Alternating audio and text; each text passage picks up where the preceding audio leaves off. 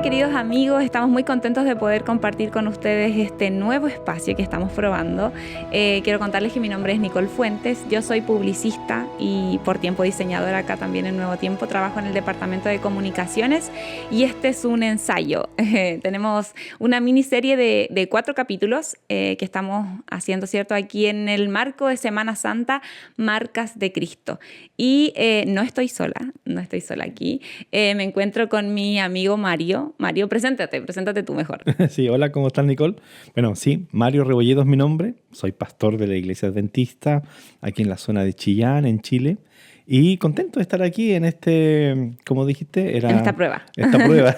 Sí, contento de estar aquí en este diálogo, en esta conversación. Bien, esta va a ser el primer capítulo y lo quisimos titular con un título un poco especial. ¿En realidad conoces a Jesús? ¿Qué dice usted, Pato? Uy, ¿Conoce a Jesús? yo creo que es una pregunta que muchos nos hacemos, ¿no? Es difícil. Porque de pronto nos observamos a nosotros mismos, nos miramos al espejo, por así decir, y nos preguntamos, miramos a Jesús a lo mejor a través de las Escrituras, uy, lo conozco, ¿no? Porque vemos a lo mejor algunas diferencias bastante marcadas, ¿no? Cuando estábamos ahí redactando la idea y me pregunté quién es Jesús. En realidad creo que para mí aún no lo puedo responder así como en su totalidad y sentirme conforme con la respuesta. Uh-huh. Pero para, digamos, adentrarnos en la temática podemos empezar a conversar, digamos. Pues quiero que me cuente usted, ¿quién es Jesús para usted y cómo lo conoció? ¿En qué momento de su vida? Bueno, O quizás cree que aún le falta ahí caminar un poco con él, no sé, cuéntenos sí, un sin poco. duda, que me falta mucho. Conocí al Señor desde niño. Tuve el privilegio de... Yo siempre digo que el Señor llamó a mis padres primero Uh-huh. para asegurarse de que yo también anduviera en los caminos, porque si no, capaz que a mí yo no hacía caso. Sí, mis padres conocieron primero cuando ellos eran jóvenes y luego cuando yo ya nací, ellos ya casados en un hogar cristiano. Entonces yo tuve el privilegio de crecer escuchando de Jesús desde chiquitito con las historias, ¿cierto? Con los cantitos que te enseñaban en el culto de familia, etcétera. También, por supuesto, en la iglesia. Entonces Jesús para mí es como de toda la vida, digamos, como que crecí con la figura de Jesús, de su persona. Desde que tiene uso de razón. Desde que me acuerdo. Es más, tomé la decisión de seguirlo cuando era muy chiquitito. Yo ¿A qué edad recuerdo, se bautizó? yo me bauticé a los 9 años, pero yo me quería bautizar a los 6. Obviamente no me iban a bautizar a esa edad, pero yo tenía la determinación, el deseo, a lo mejor como niño, admirando a Jesús, queriendo ser como Él. El típico niño que mira a sus héroes a lo mejor hoy día y quiere ser como él, como ella, como su cantante favorito, su héroe, no sé, pues de algún cómic. Qué privilegio, así que el suyo haya sido Jesús. Entonces, seguramente tuve otros héroes también, no lo recuerdo, pero Jesús era uno de ellos, quizás el principal, y recuerdo que yo pasaba todas las veces que en la iglesia se hacía alguna invitación, un llamado a quien quiera aceptar a Jesús, yo pasaba. Claro, no me pescaban mucho, no me tomaban el nombre, no me consideraban, porque era muy chiquito, pero... sí, recuerdo que quizás lo que marcó fuerte en esa etapa de mi vida fueron que mi madre insistía mucho con el culto familiar. Y a veces nosotros estábamos en otra, preocupados de otra, queriendo jugar, yo no sé, cansado, si era muy temprano, si era muy tarde. Pero ella siempre insistió. A veces lo hacía solita, nadie llegaba al living de la casa, a la sala, pero ella lo hacía igual y finalmente terminó ganándonos en ese aspecto y llegábamos al culto. Tuvo sus frutos. Y tuvo sus frutos, obviamente. Y ella me transmitió, mi padre también, juntos nos transmitieron ese amor por Jesús. Uh-huh. ¿Y siente que en ese momento fue cuando se encontró con Jesús? ¿En el momento de su bautismo? Era muy pequeño. Sí, bueno, yo recuerdo mi bautismo muy vívido en mi mente, a pesar de que tenía solo 9 años y ahora tengo unos cuantos más. Un poquito más. Un poquito más. Pero luego de eso tuve otros encuentros más. Es decir, pensar que ese fue mi encuentro y mi conversión fue allí. Yo siento más bien que la conversión, más que un momento, es un proceso. Entonces estoy en ese proceso todavía, de acercarme a Él, de conocerlo, dejarlo actuar. y que Él cambie mi vida conforme a lo que Él crea conveniente, conforme a lo que a lo mejor dejó para nosotros. Siento que más bien un momento, más que un momento de mi conversión, yo lo expreso siempre como un proceso que comenzó a lo mejor allí, cuando sentí el llamado del Señor, pero que no terminó todavía. Y estamos en esa experiencia de seguir conociéndolo, aprendiendo más de Él, intentando dejar que Él actúe para que pueda expresarse en mi vida cotidiana el carácter del Señor en mí. Ajá. Y si tuvieras que describir en un par de palabras a Jesús, ¿quién dirías que es Jesús para ti? Uy, yo diría, hay tantas cosas, pero quizás hay dos palabritas que a mí me llaman mucho la atención, que tiene que ver con la tolerancia. Siento que hoy día somos muy poco tolerantes en la sociedad y yo veo a un Jesús tolerante, por lo menos conmigo, lo veo como aquel que me acepta como soy y que me ama como soy. A lo mejor no ama todo lo que yo soy, lo que hago, lo que pienso, lo que vivo, pero a mí como persona me ama y me acepta tal cual.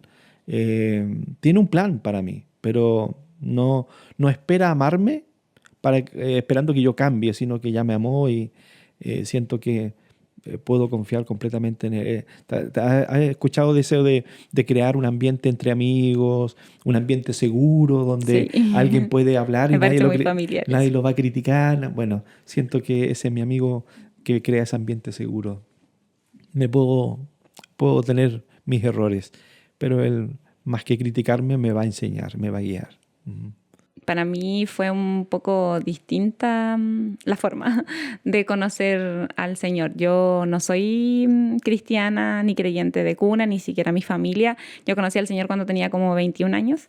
Mi mamá era creyente y ella siempre nos inculcó, me acuerdo de que nos contaba las historias del Arca de Noé, de Jonás, Claro. el diluvio, esas cosas que siempre como que es más familiar con los niños. Y yo las sabía. Sabía orar, sabía quién era Jesús, sabía que había venido a morir por nosotros, pero no había una cercanía con la iglesia, no teníamos una religión, éramos una familia Ujú. común y corriente del mundo, por decirlo así. Y cuando tenía 21 años, mi familia tuvo un quiebre muy importante. Fue una etapa muy difícil, muy difícil. La verdad es que yo ni siquiera quería llegar a la casa por harto tiempo. O sea, llegaba a mi casa, pero trataba de que fuera muy tarde porque no quería estar en ese ambiente hostil, digamos. Y teníamos una hermana o sea, una vecina, que no siempre la conocimos como la hermana Mercedes, que en paz descanse, me acuerdo mucho de ella. Fue viejita desde que la conocí.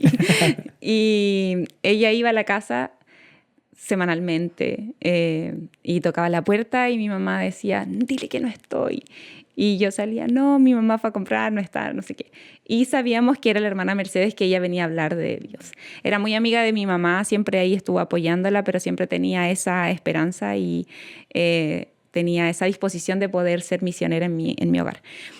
Y mi papá, en una de esas visitas, por este quiebre que teníamos familiar, aceptó que ella entrara, invitó al pastor y de repente en una semana estaba el pastor, la hermana Mercedes en mi casa y estábamos toda la familia ahí reunidos en un grupo pequeño que hicimos de familia. Aceptamos, en realidad yo en ese momento acepté para conciliar las cosas, digamos, que estaban sucediendo y para poder conciliar, digamos, los problemas que habían y yo pensaba que era una buena forma, pero no tenía ningún tipo de interés. Y ahí comenzó la lucha de conocer, de rendirme en realidad, porque yo era una joven quizá un poco rebelde. Y el grupo pequeño fue ayudándome mucho. Me acuerdo que llegaba y, bueno, yo iba a la universidad en ese entonces, salía, hacía las cosas con mis amigos, qué sé yo. ¿Dónde vivías en ese tiempo? En Santiago. Santiago. Vivía en Santiago, acá en Chile.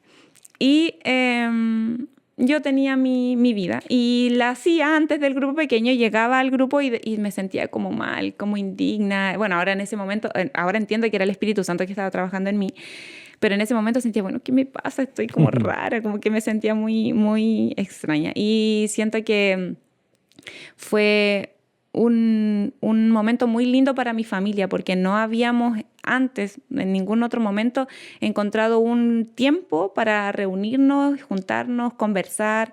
El pastor nos preguntaba cosas de familia, cómo nos sentíamos. Entonces siento que el Señor empezó a trabajar entre nosotros primero, luego para poder entrar en nuestro corazón.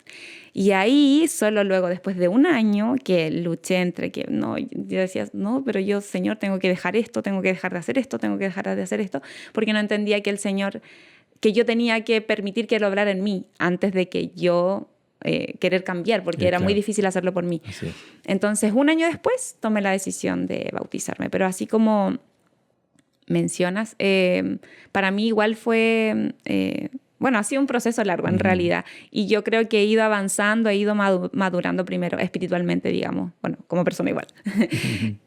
Fui un bebé en ese momento, me acuerdo que absorbí mucho de lo que todo el mundo tenía para entregar dentro de la iglesia. Comencé a participar con los jóvenes en el Ministerio de Conquistadores, entonces absorbía. Y luego yo empecé a procesar y bueno, y ahí a crecer en mi comunión con Dios. Pero creo que sentí que Jesús me salvó solo hasta después de unos 4 o 5 años que me bauticé.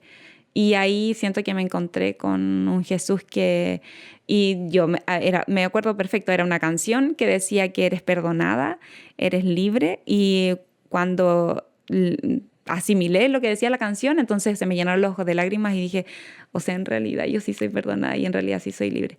Y siento que en ese momento y de mi comunión con Dios fue así muy, muy bien. Bueno, uno siempre está así como en ese vaivén, en esa lucha, pero ahí fue cuando yo dije, sí, abracé a Jesús.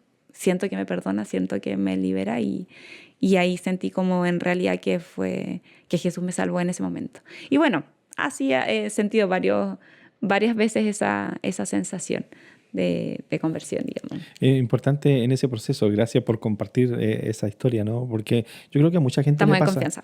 A mucha gente le pasa eso, ¿no? De que de pronto a lo mejor comienza a ir a una iglesia, a lo mejor, inclusive tú hablaste del bautismo, a lo mejor vive esa experiencia, pero todavía no tiene un vínculo tan íntimo, tan estrecho, una experiencia marcadora, a lo mejor, como alguien quisiera tener con Jesús y lo tiene posteriormente. Claro, y para mí el bautismo era muy importante porque quizás por eso me demoré tanto en tomar la decisión, porque era un acto público. Claro. Yo tenía una vida antes, entonces todo mi entorno iba a saber, se iba a enterar de mi conversión, entonces como yo no quería que nadie dijera, pero ¿cómo te bautizaste? Y mira, sigue siendo esta. Entonces esa fue como mi lucha de decir, no, yo tengo que dejar porque, o sea, esto es público y yo necesito levantar la bandera de Jesús. Es muy típico eso, Nicole, yo no quiero desilusionarte, no. Pero es muy típico eso, claro, de pensar de que el bautismo, después del bautismo, entonces voy a ser una persona distinta. Y no,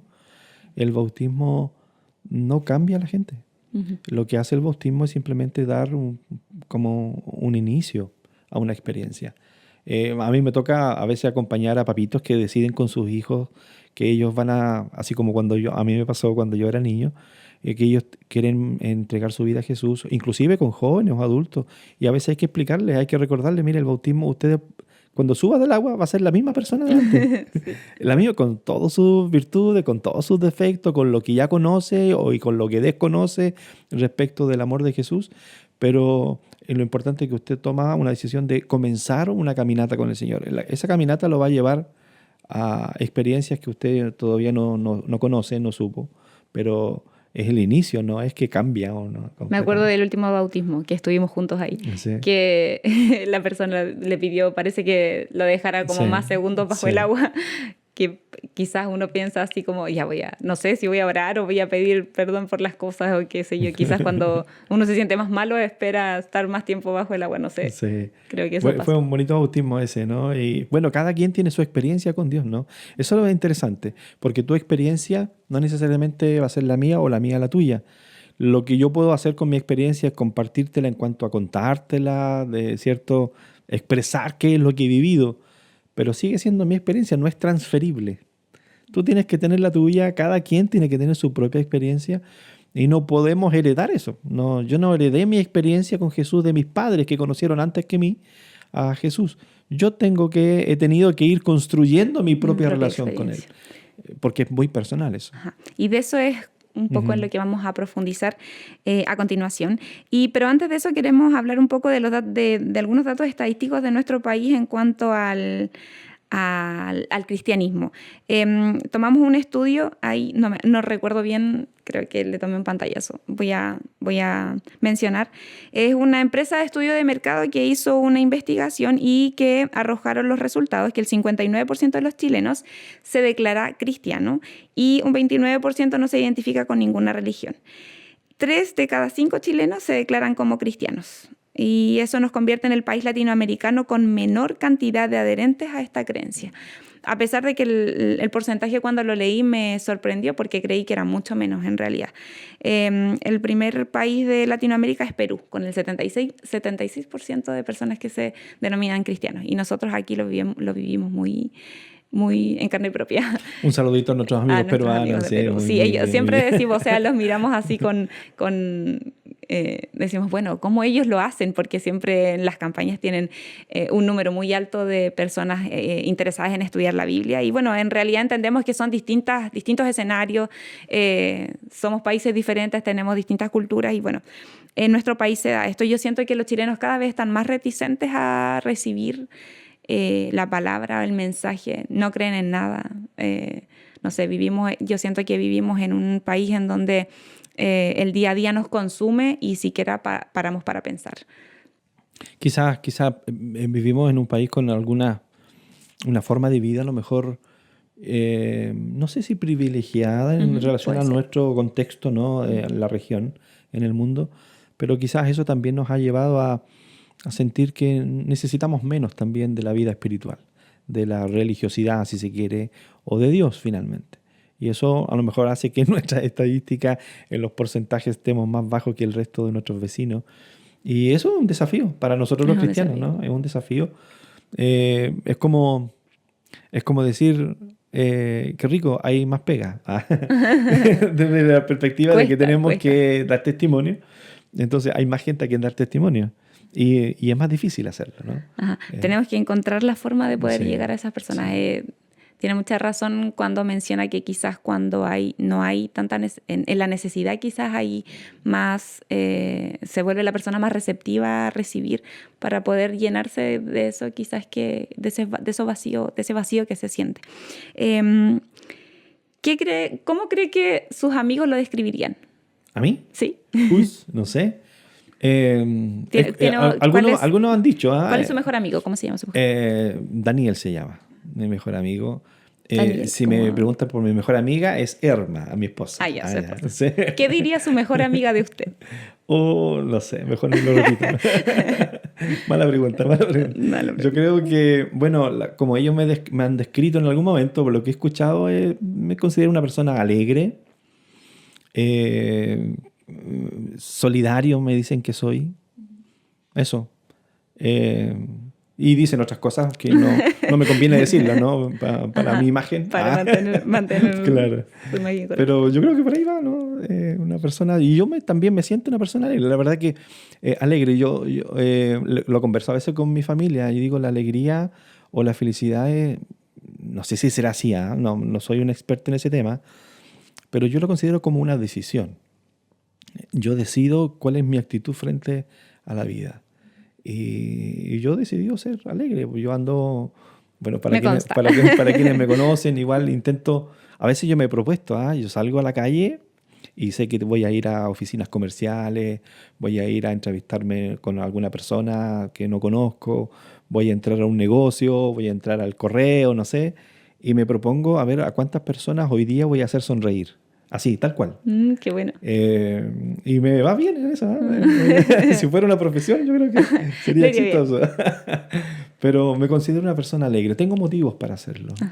Qué importante que nuestros amigos tengan cosas buenas que decir de nosotros. Sin duda, yo creo que quizás, bueno, igual los amigos, pero también nuestro círculo familiar, como quizás mencionamos anteriormente, son quien realmente nos conoce y que podría decir de nosotros quién realmente somos. Y eso podemos llevarlo a la temática que queremos hablar hoy. los amigos de Jesús quizás tenían muchas cosas que decir de él. Nosotros también, Sí. nosotros también somos amigos de Jesús, pero quienes vivieron con él, quienes estuvieron al lado de él mientras él tuvo su ministerio, ¿cierto?, aquí en la tierra, sin duda tienen mucho que decir de él. Y eso es lo que queremos hablar un poco hoy. Vamos a hablar de Juan. El apóstol. El apóstol Juan, sí. Vamos a aclarar, hay dos, que teníamos esa Está confusión Juan el mientras Bautista. estábamos conversando, Juan el Bautista, Claro. y Juan, el que El apóstol. se menciona, el discípulo amado. Eso. Vamos a hablar de él. Y bueno, en realidad vamos a hablar de él, pero de Jesús, de su historia con Jesús, Juan y Jesús. Y comenzamos a conversar, y cierto, en el capítulo 1 hay una particularidad que a mí me llama mucho la atención. Bueno, escuché una prédica que hablaba acerca de Juan y me explotó la cabeza el pensar en que en realidad ya uno lee la Biblia, pero quizás no se pone en el contexto de quién lo escribió y qué fue lo que hizo al momento de escribir. Entonces, Juan, en sus primeros textos, ¿cierto?, describe a Jesús y lo describe de una manera increíble. Yo siento que él se sentó, dijo, ya, ok, necesito describir a Jesús de la manera más maravillosa posible que las palabras me permitan dar, o sea, lo que el límite de las palabras me permitan. Y creo que lo hizo de una manera muy, muy interesante, muy particular, muy bonita, como una poesía, como un poema, no sé si le parece a usted igual. Bueno, él escribe, ¿no?, al final de su libro, en el Evangelio de Juan, que él escribió esas cosas para dar testimonio acerca de Jesús, para dar testimonio de que él era el verdadero Hijo de Dios. Y Juan usa mucho la expresión o la figura del amor cuando se refiere a Jesús.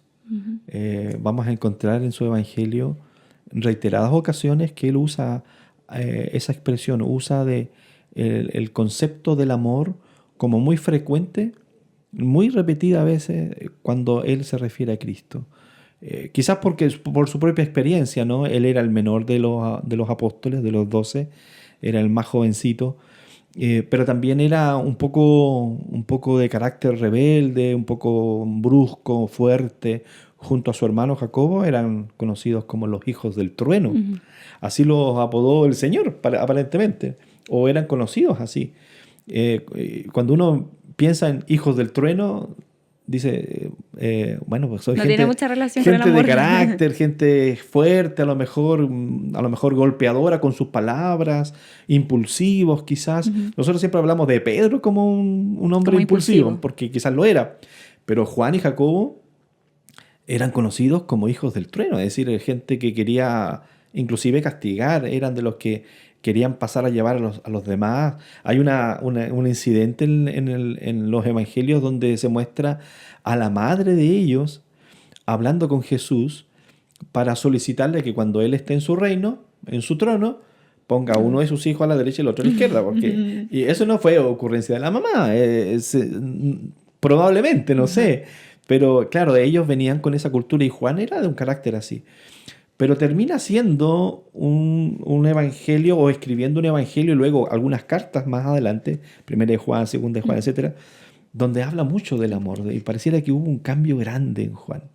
Y la mirada, si le hacemos la pregunta a Juan, a lo mejor, ¿qué piensas tú de Jesús? Yo creo que él va a decir en 2 palabras, ¿no? Dios es amor, o fueron 3, ¿no? Creo que ese es el resumen de lo que Juan vivió con Jesús. Sí, me gustaría leerlo.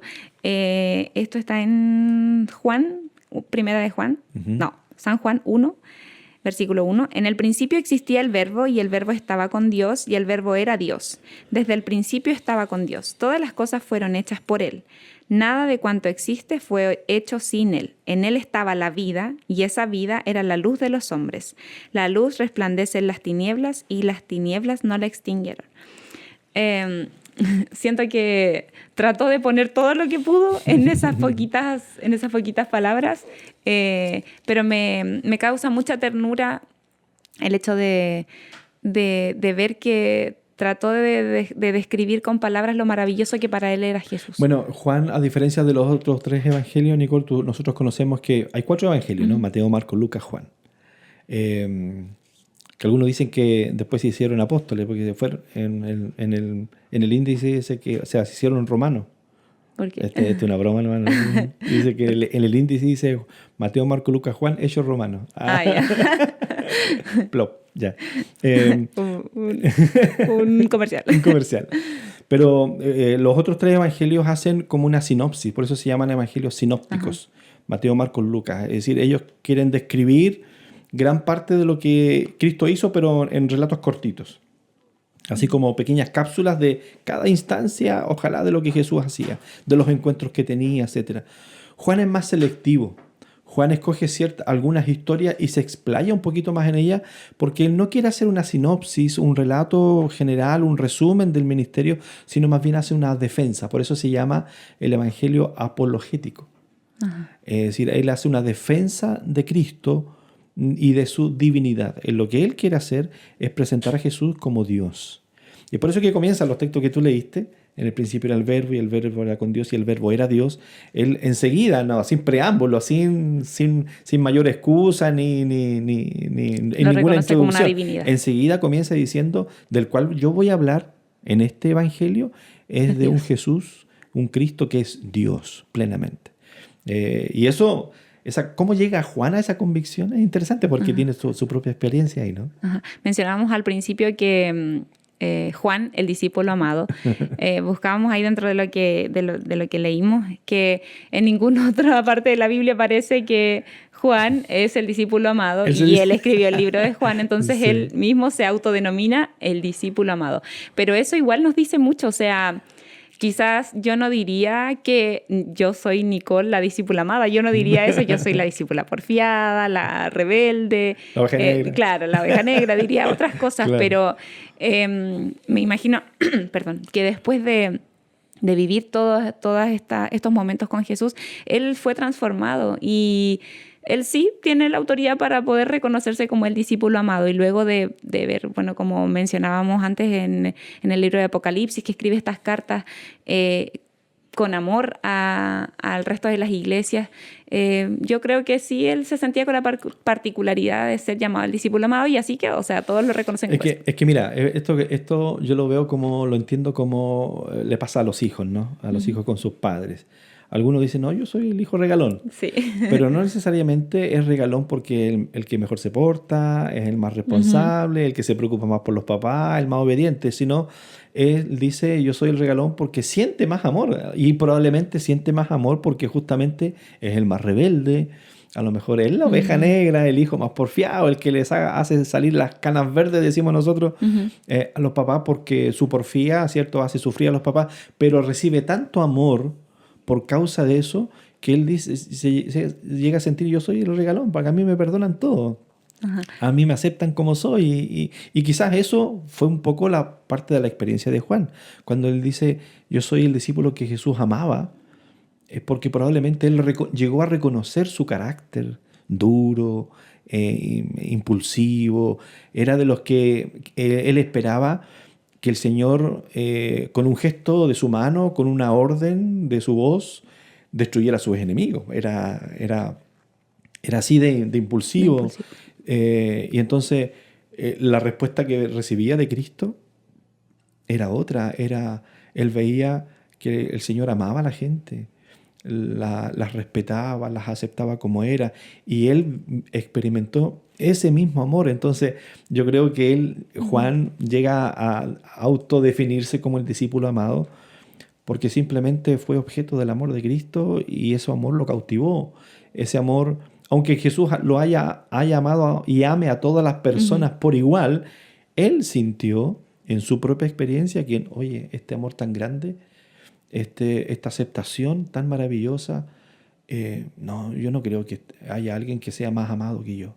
Por eso... Qué importante lo que menciona, porque quizá eso tiene más que ver con nosotros que con él. porque claro, Él tiene amor para dar incansablemente, interminablemente para todos, pero quizás va en nuestra disposición, en nuestra entrega con Él, en nuestro caminar con Él, es si me siento amada, pero no tiene que ver conmigo, o sea, tiene que ver conmigo, con mi comportamiento más que con Él. Claro. Ahora mira, si tú te das cuenta, los relatos que Juan selecciona para contar en su evangelio, muchos de ellos son encuentros personales. Va a hablar de un Nicodemo que habla solas con Jesús, va a contar de un encuentro con una mujer en el pozo, ¿cierto?, que no era judía, va a hablar de una mujer pecadora que se queda sola finalmente con Jesús cuando todos los demás que querían enjuiciarla se fueron a solas con él. Va a hablar de esos encuentros personales, va a contar cómo otros discípulos tuvieron también, que llegaron a ser sus discípulos, tuvieron encuentros íntimos con él y eso cambió sus vidas. Es decir, él de alguna forma, siento yo que Juan va a querer invitarnos a que nosotros tengamos nuestro propio encuentro personal con Cristo, porque eso finalmente es lo que nos va a ayudar a conocerlo. Ajá. Podemos hablar quizá un poco de esa situación de la que menciona. Andrés era el bueno, que sí, comentábamos. en el capítulo 1 dice que en algún momento estaba Juan el Bautista, otro Juan, ¿cierto? Estaba Juan el Bautista, él tenía también sus discípulos. Muchos habían seguido a Juan el Bautista pensando que él era el Mesías, pero él decía, yo no soy. Y un día Juan el Bautista ve a Jesús entre la multitud, entre la gente que andaba por allí, y lo identifica, lo reconoce, no porque lo haya visto antes, esto es interesante, el Espíritu Santo lo ayuda para que lo identifique, y entonces no se puede quedar callado y lo dice, mire, he aquí el Cordero de Dios que quita el pecado del mundo. Y el texto bíblico dice que sus discípulos lo escucharon, 2 de ellos lo oyeron y siguieron a Jesús.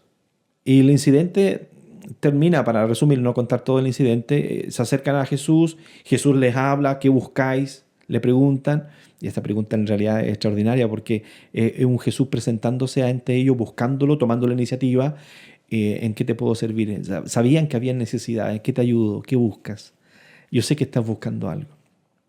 Y esto para nosotros los seres humanos que somos carentes de muchas cosas, encontrar a un Jesús que sabe que estamos buscando, que tenemos necesidad, es extraordinario.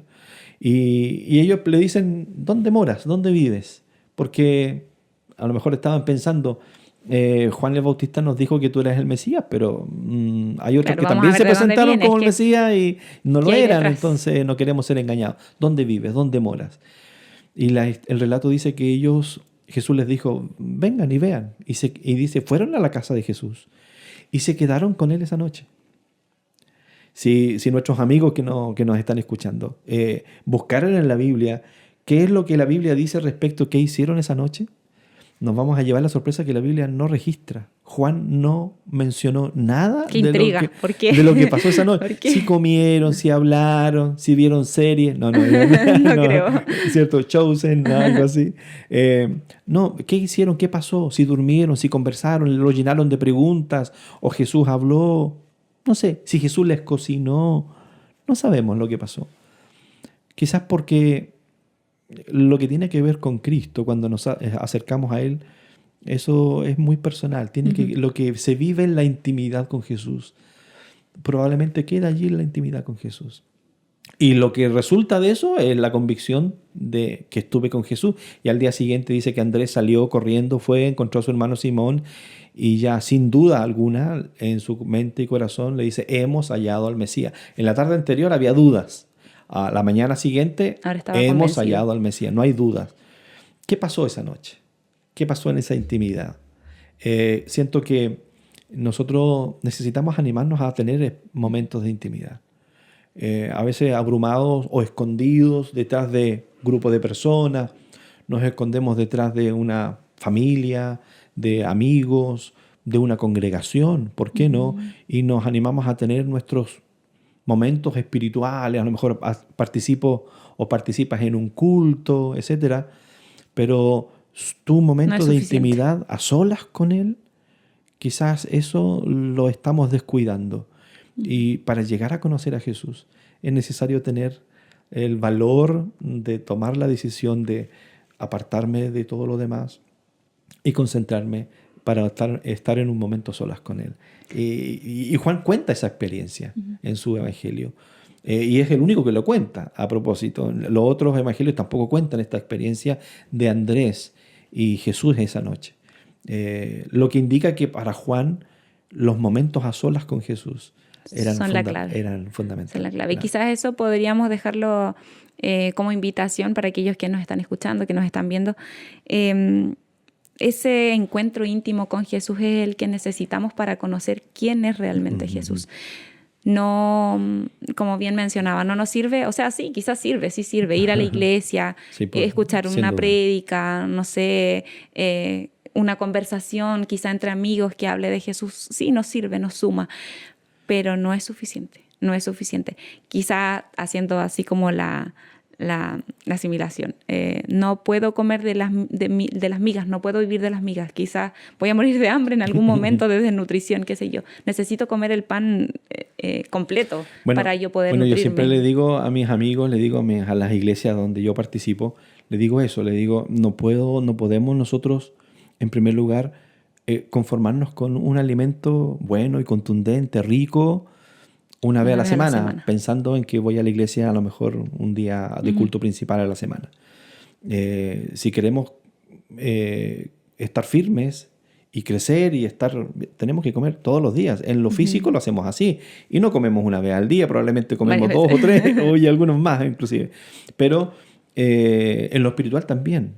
Si yo me conformo solo con el alimento espiritual que voy a recibir en el día en que voy a la iglesia, al culto y participo con los demás, mi vida espiritual va a ser débil. Voy a ser, no va a ser fuerte. Necesito yo esa comida diaria, donde ya no está la iglesia, donde ya no está el predicador al frente. Y lo otro que les menciono, esto yo creo que puede causar en algunos un poco de incomodidad o extrañeza, pero yo he visto muchas veces que hay mamitas, y lo pongo como ejemplo, que tienen a su bebé en brazos y le está dando su colado, su papita, ¿no? Su papilla, no sé, su comida. Y tienen la costumbre, hoy día se ve menos, pero cuando yo era niño se veía mucho, que con la cucharita ya con la comida, antes de ponerla en la boca del bebé, la pasaban por su boca, como para tantear si la temperatura, no sé, algo. Pero como que la cuchara iba del plato, digámoslo así, a la boca de la mamá y después a la boca del bebé. Ya el bebé no se da ni cuenta, lo que está pasando no tiene problema. Pero si mi mamá hiciera eso hoy día, yo no... Sería súper raro. Claro. Pero fíjate que muchos nos conformamos con eso. No quiero ser malentendido. No es que escuchar un sermón esté mal. Me parece que está muy bien. Pero se entiende. Pero yo no me puedo quedar con un sermón es producto, es el resultado de la experiencia probablemente de ese predicador con Jesús y su palabra. Y luego salió un sermón y lo predicó y yo lo escuché. ¡Ah, qué bonito! Y me ayudó, me edificó. Pero no me puedo conformar con eso, con el alimento que otro tuvo con el Señor y que me lo compartió.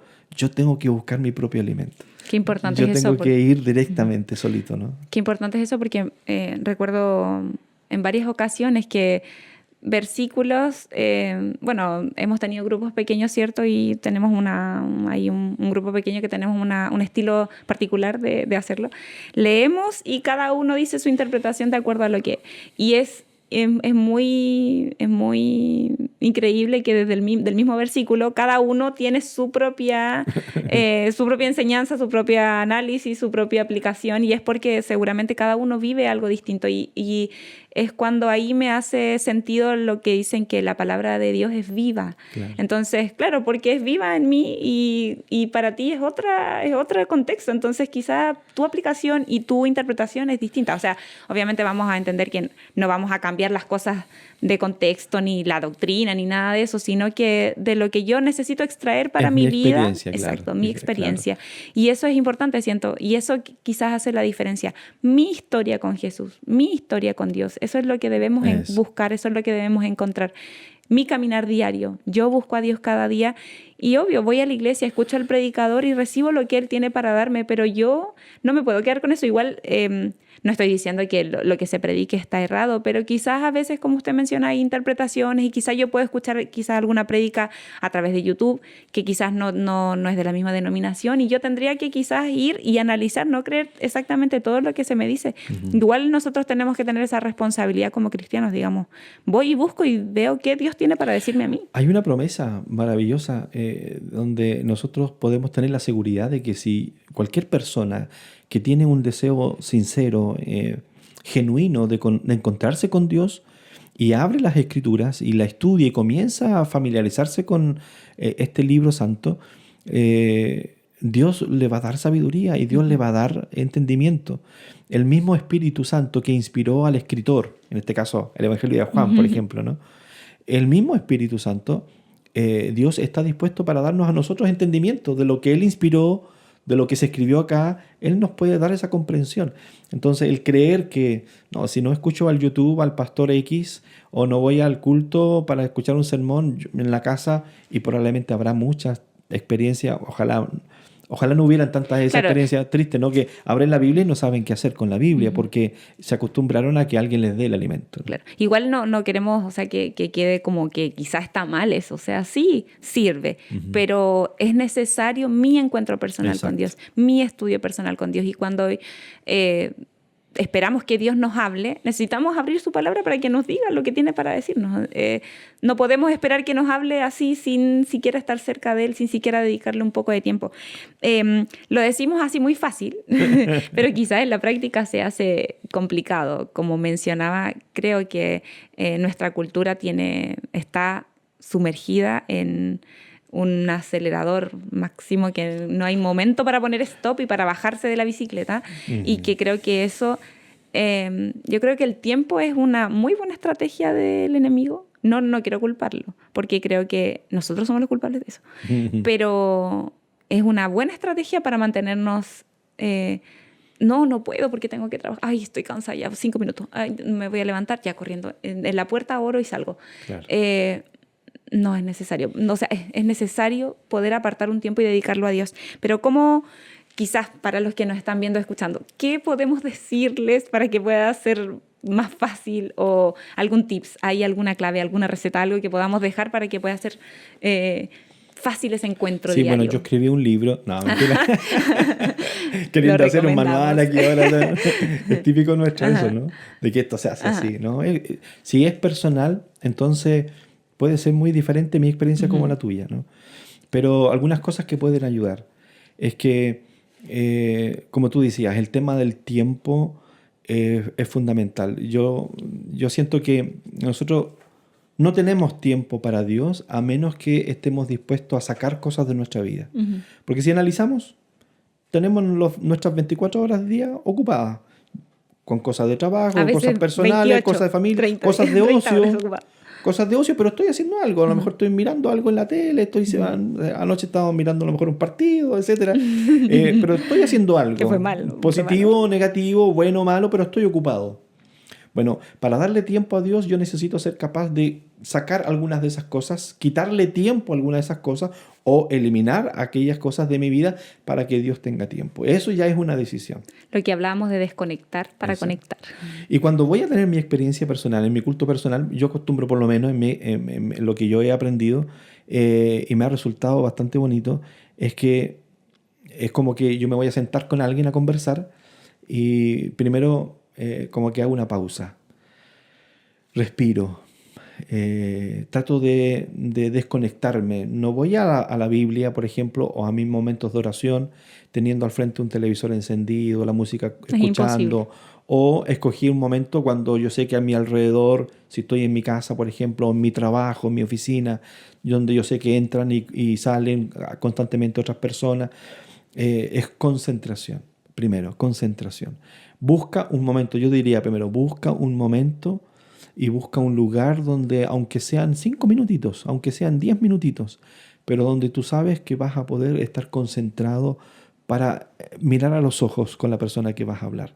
Nosotros estamos conversando aquí, no estamos viendo, pero ¿Qué pasa cuando tú conversas con alguien y esa otra persona sigue escribiendo, no sé, y mirando para otro lado? Como que el diálogo no es tan No se da. fluido, como que uno se siente... Bueno, ¿cómo se sentirá el Señor cuando tú quieres hablar con Él? Quieres Me orar, por da, ejemplo, pero estás preocupado de otras me cosas en da pena realidad. que diga eso. Entonces, necesitamos concentración.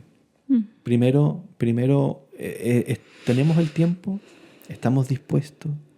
Y luego lo otro que yo siento que es necesario es tener un corazón dispuesto a escuchar y a obedecer. Si yo busco a Dios, es porque reconozco que Él es Dios. Y Dios, ¿cómo se subraya esa idea? Es Dios, o sea, como que Ujú. es soberano. Pero de pronto yo quiero acomodar las cosas. Pretendo que Él en realidad me atienda, me hable, se preocupe por mí, cuide de mí, satisfaga mis necesidades, cubra lo que yo no puedo, pero no estoy dispuesto yo a adaptar mi vida a lo que Él me dice. Entonces, yo creo que el Señor también ve eso. Por eso que el texto bíblico, vamos a encontrar textos en la Biblia donde dice que aquel que le busca de corazón, Lo aquel que encuentro. le busca con sinceridad, lo va a hallar, lo va a encontrar. Y si nuestros amigos están dispuestos de pronto a aquel que nunca tuvo un momento, o a lo mejor es de ese porcentaje de que se declaran no creyentes, pero quieren encontrar, quieren saber si es que realmente Él existe, si hay y cómo es, yo lo primero que le diría es, destina un tiempo, aunque sea breve, pero desconecta de todas tus preocupaciones y dile, Señor, yo quiero conocerte, quiero encontrarme contigo. Y ve si es que puedes tener en tu corazón, con la ayuda de Dios, que Él pondrá eso en ti, el deseo de hacer lo que Él te diga, de no, de no tratar de imponerle a Él una agenda, ¿no? Cuando hablamos de los apóstoles, vemos que como ellos tenían una agenda para el Señor, tenían sus expectativas para Cristo. Ellos querían que el Señor hiciera esto, otro. Cuando pensamos en Judas, por ejemplo, por qué Judas se perdió y finalmente terminó quitando su vida, y no solo entregándole, porque no habría sido nada, no sé si nada, pero No habría sido tanto no habría sido si solo tanto si lo hubiese sido la hubiesen la traición traición, y ya. pero después se arrepiente, Dios lo habría perdonado. Ujú. Pero él termina finalmente quitando su vida porque en él no existía esto que debe haber en aquel que busca a Jesús, de yo acomodarme a sus planes. Él constantemente en su mente tenía juicios en contra de la forma en que Cristo hacía. Él era un tipo muy educado, era muy inteligente. Y como a lo mejor le pasa a muchas personas, sienten que no, las cosas tienen que ser así, de esta otra forma, como Dios lo plantea, lo que Jesús dice, no, creo que no es lo mejor. Estratégicamente, ¿no? Aquí hablamos de lo, no, mira, tú eres publicista, ¿cierto? Marketing. ¿Cierto? El programa de Cristo, que queremos que llegue al trono allí en Jerusalén, esto conviene, esto no conviene. Ellos tenían su propia agenda para el Señor. Pero cuando estos hombres aprendieron que era Dios quien debía tomar el control de la agenda de ellos y ellos debían dejarse guiar por el Señor, entonces las vidas de esta gente cambió. Eh, y eso no es sencillo para el ser humano, porque estamos acostumbrados a pensar que somos libres, porque lo somos, Dios nos creó así, y esa libertad entonces nos dice, bueno, cada quien hace o piensa como quiere. Pero cuando yo acepto a Jesús y quiero seguirle, esa libertad me permite tomar esa decisión. Pero una vez que tomé la decisión, ahora debe haber la palabra es fuerte, ¿no? Pero yo lo vivo así, lo entiendo así. No sé si lo vivo al 100%, Ujú. pero lo entiendo así. Debe haber un sometimiento. Una sumisión a Dios, a la voluntad de Dios. Claro, debe haber una voluntad de Señor, lo que tú digas. Quizá yo lo veo más como, em, o sea, ok, yo soy libre, pero yo decido por Jesús. Claro. Y cuando yo le busco y yo estoy tomada de su mano, yo siento que nada se vuelve una obligación. O Es sea, por amor. claro, igual lo que usted dice, la palabra es súper fuerte, someterse. Pero yo siento que no se siente como eso. Claro. Finalmente, si yo estoy tomada de la mano de Dios, yo camino con Jesús, yo voy día a día con Él, Él va a ir acomodando las cosas y nada va a ser, nada va a ser difícil de sobrellevar.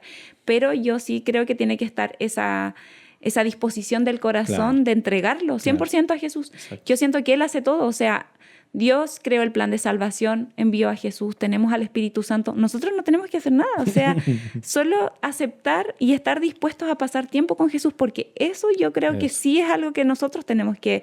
es en algo que tenemos que trabajar diariamente, entregarle, porque esa es la clave de todo. El carácter de Jesús en nosotros solamente se va a dar por el tiempo que nosotros pasemos con Él, por lo profundo de nuestra relación con Él.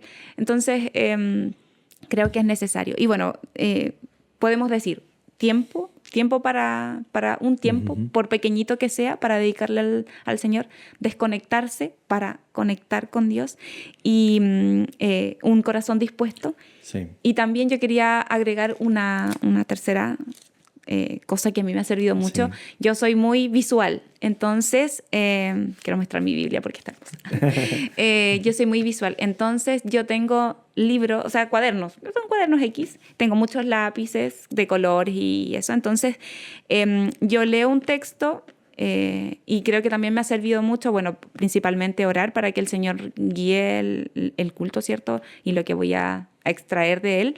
Y leo el versículo y lo empiezo a buscar palabra por palabra. Hay una página que no me acuerdo cómo se llama, Logos creo. Bueno, pero si ponen en Google traducción original del texto, entonces va a aparecer y eso me permite profundizar y he descubierto cosas de versículos que jamás hubiese pensado cuando voy al original.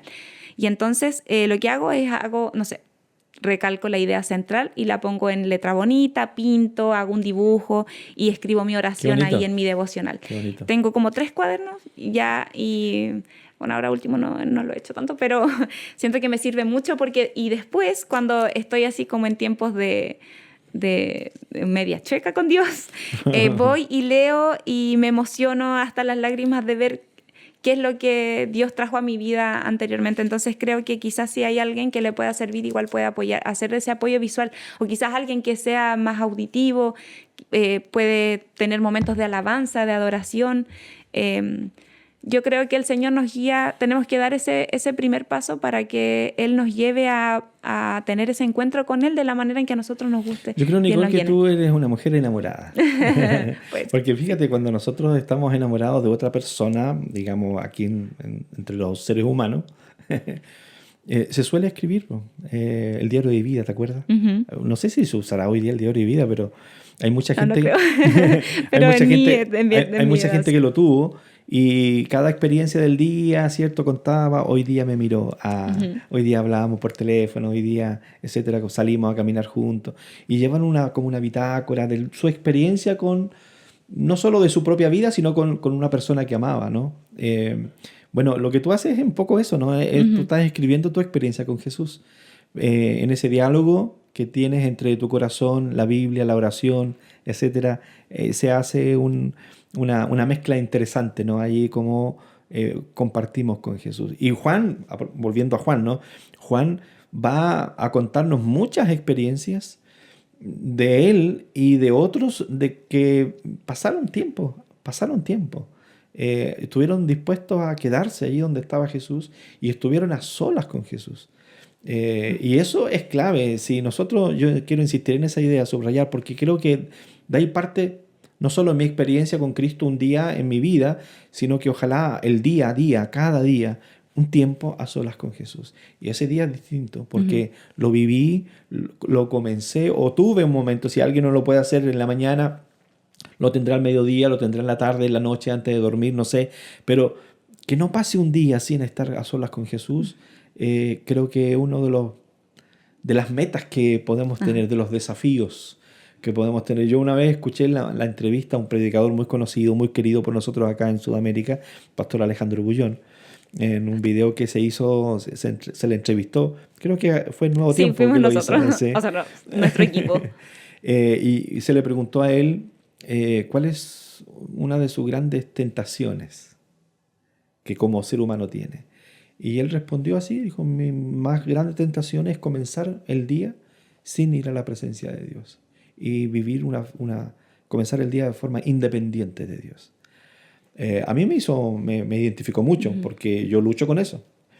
Todos, yo creo. Si tú me preguntas a mí, no es que yo despierte la mañana con ganas, qué ganas tengo de orar. Perdón si estoy desilusionando a alguien, ¿no? Pero es una batalla que el ser humano vive. No nace esto en nosotros. Pero cuando ya hemos vivido eso, ya comenzamos a tomar el gustito y ya nos cuesta menos.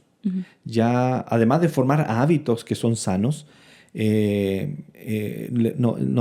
va gustando, y ese gustito nos invita ya otra vez, mañana y otra vez, y al otro día otra vez, y vamos cambiando, y no es todos los días lo mismo, que lata sería que fuera siempre como la misma experiencia, las mismas cosas, las mismas palabras, etc. Es como un amigo, vamos cambiando de tema, nuestra amistad va evolucionando. Tú me preguntabas hace un momento quién era mi mejor amigo. Yo te mencionaba con Daniel. Con nuestros amigos hacemos cosas distintas. Un día salimos a servirnos algo, otro día hacemos una caminata, otro día simplemente... Claro, y quizás no encasillarnos siempre que tiene que ser en un lugar cerrado, en nuestra habitación. Quizás puedo ir a la plaza, puedo subir el cerro y encontrarme con Jesús ahí en ese momento especial. Pero la idea y la invitación es que sea tu historia con Jesús. Ponle tu nombre. Nicole, es mi historia con Jesús. Que sea tu historia con Jesús.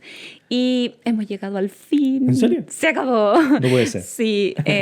Bueno, queremos dejarle la invitación ahí a quienes nos están escuchando y nos están viendo, que puedan tener este encuentro con Jesús día a día. Yo les dejo el desafío, quizás si no lo han hecho, dedíquenle 5 minutitos, 10 minutitos. Va a ver la maravilla que va a hacer de cambio en su día, porque lo hemos experimentado, lo hemos vivenciado, y les desafiamos a que puedan vivir y ver, probar ese encuentro con Jesús, esa experiencia distinta que cambia nuestro día, que cambia nuestra vida.